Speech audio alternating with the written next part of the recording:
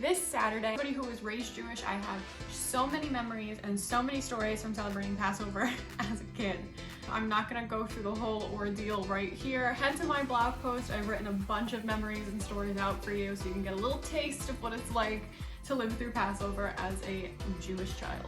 One of the things that we eat during Passover, specifically during a Passover Seder, is called Charoset. Everything in Judaism has some type of symbolism to it, especially when it comes to Passover and things that we eat during Passover and during Passover Seder. Charoset translates from Hebrew into something that means clay or mortar, and that symbolism of Charoset again translates into something that has to do with Judaism and our culture and the story. Charoset itself is made up of chunks of apples, walnuts, honey, some type of sweet wine, lemon juice or orange juice, and then you mix it all together with some spices and it creates this really nice warm slaw. We're gonna turn that into ice cream, obviously, because that's what we do here. We're gonna make a honey-based ice cream and we're going to swirl in some homemade Charoset.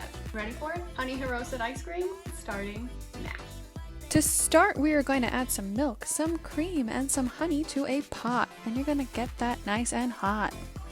In the meantime, you're going to add your eggs to a separate bowl and whisk them together, and then in another bowl, you're going to add your remaining cream with a strainer and move it to the side. Once everything is nice and hot, you're going to temper your egg yolks into that mixture that's on the stove, like magic. Yep, there it is. Pour it right back into that container and keep stirring until it gets thick enough to coat the back of a spoon. Strain it into your remaining cream, add a little bit of vanilla, and then pop it in the fridge to chill. Now we're going to make the Charosets. We're going to toast some walnuts carefully, and then we're going to chop our apple. Unfortunately, a magic snap's not going to peel this apple, so you got to peel it by hand.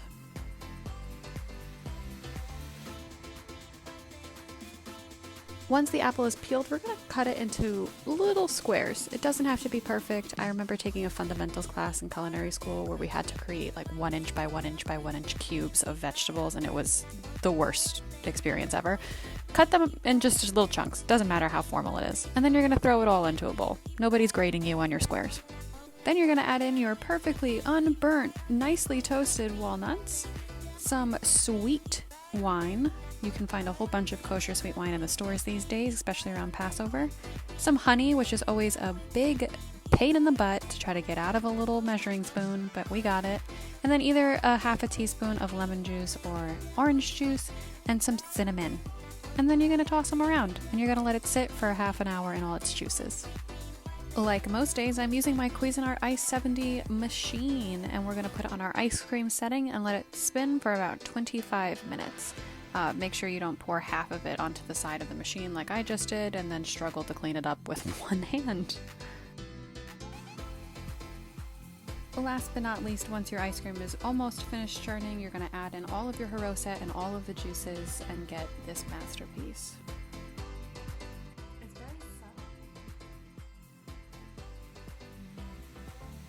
The honey flavor isn't as strong as I want it to be, so when I write the recipe on my blog, we're going to make little tweaks just to make that honey flavor pop a little bit more. You get it, but I want it to be a little bit more in your face. Make sure you're subscribed to my YouTube channel. You're following me on Instagram so you never missed a post or a picture, and feel free to check out my blog, my TikTok, or my Facebook, because I'm all on there too. Till next time.